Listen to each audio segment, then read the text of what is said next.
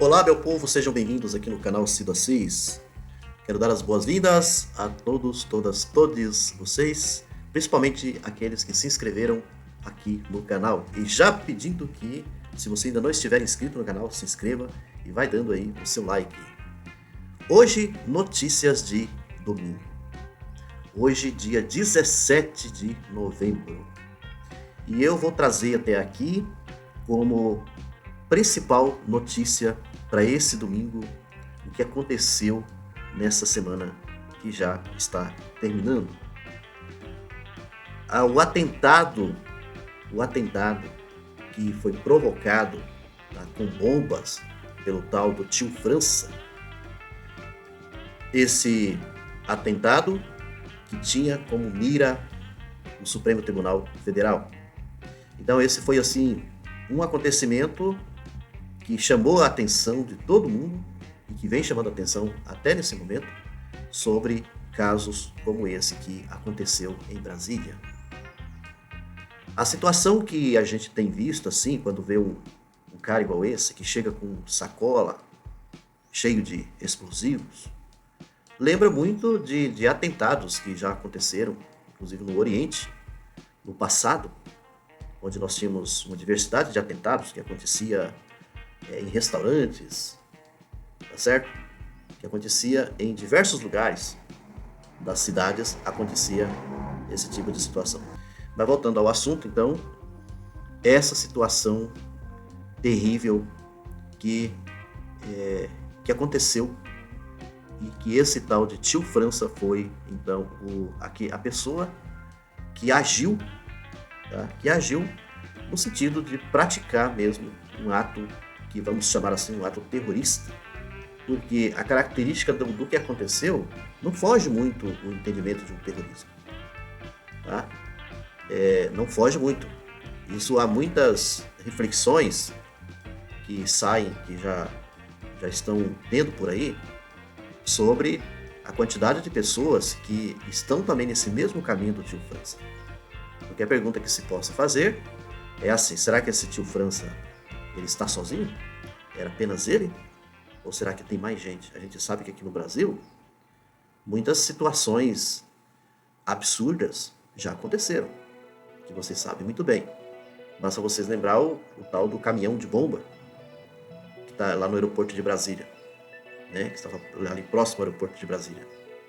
Nós não podemos esquecer diversas situações de violência exagerada, promovidas de modo especial por bolsonaristas. E aqui eu quero frisar muito bem que já está mais do que evidente que esse tal de tio França, ele era bolsonarista. Pelas redes sociais, dá para saber muito bem que ele era bolsonarista. Uma pessoa que assim, admirava. Já havia assim, uma reportagem, inclusive até de algumas pessoas que conheciam esse tio França, de que ele tinha é como se fosse um endeusamento em relação ao Bolsonaro. Era uma coisa assim, bem exagerada mesmo, de elogios, do mito, essa coisa toda. Então, só para vocês verem como é que são a situação, né? Mais um aí ligado ao bolsonarismo.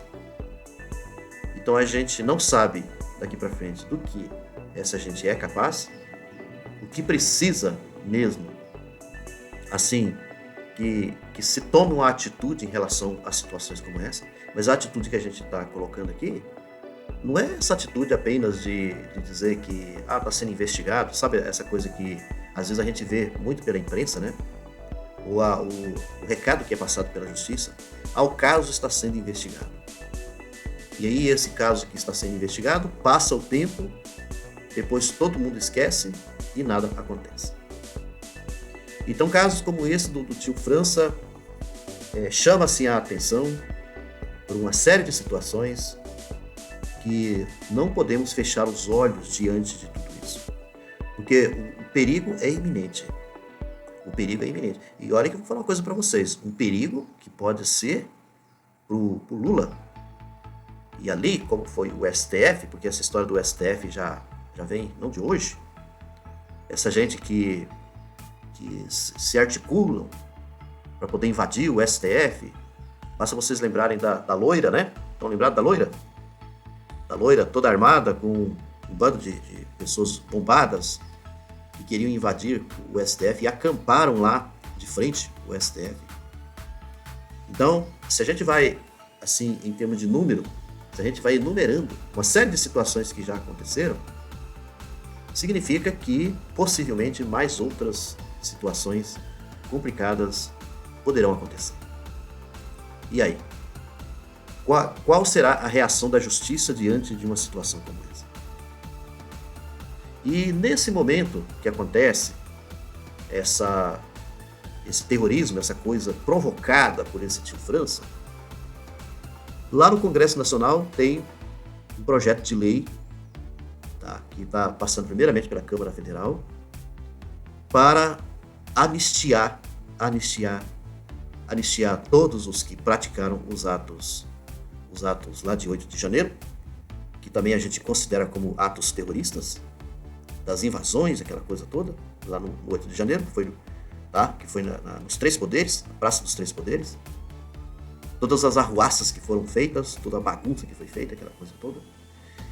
Então, tem um projeto de lei correndo na Câmara para anistiar todo esse povo que praticou esses atos absurdos.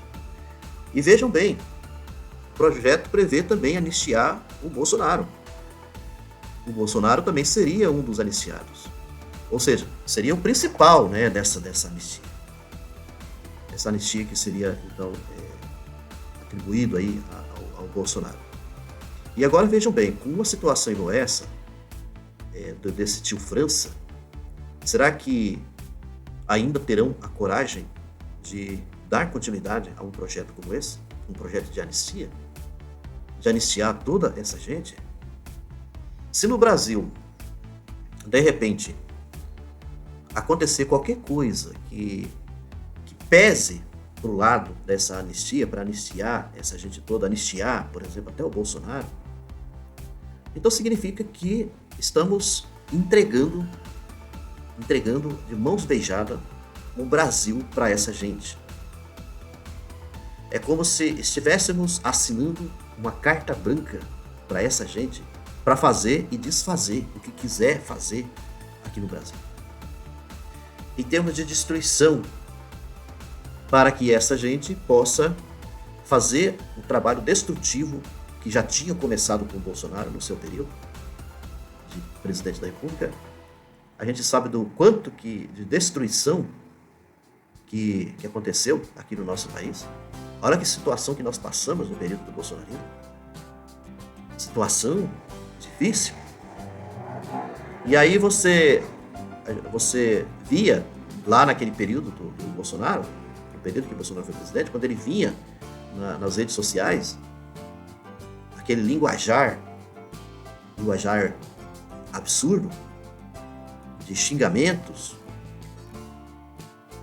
casos assim como foi da Covid, vocês lembram muito bem, os casos da Covid, e aí o quanto que Bolsonaro já deixou muito claro sobre a questão de uma ditadura, por exemplo, no país. Ele tem deixado isso muito claro. O quanto que, inclusive, o Bolsonaro, ele é mais partidário de uma ditadura. Aí ele, lá no começo, que ele até falava, temos que matar uns 30 mil, estou tentando lembrar a quantidade que é, mas eu acho que é isso mesmo, os petistas, o povo da esquerda. E aí você tem uma série de outras situações de Bolsonaro que essa forma que ele vinha, inclusive nas redes sociais, num certo sentido, incentivava para que casos como esse pudessem se desenvolver na nossa sociedade. A questão do ódio, a questão o gabinete do ódio, nós não podemos jamais nos esquecermos, por exemplo, do gabinete do ódio. Esse gabinete do ódio que funcionou durante muito tempo. E aí o gabinete do ódio tinha como objetivo de proliferar nas redes sociais, de modo especial, o ódio contra o PT, o ódio contra as esquerdas, o ódio contra Lula. Então, a gente sabe muito bem o quanto que tudo isso ele tem contribuído para que, de repente, surja pessoas como o tio França. Mas não é apenas ele, como eu estou dizendo para vocês. Tem o homem do carro de bomba. E aí você tem uma série de outras situações. E aí, se nós formos pegar outras situações isoladas que aconteceram em cidades, crimes que aconteceram em algumas cidades, de bolsonarista que matava pessoas ligadas à esquerda.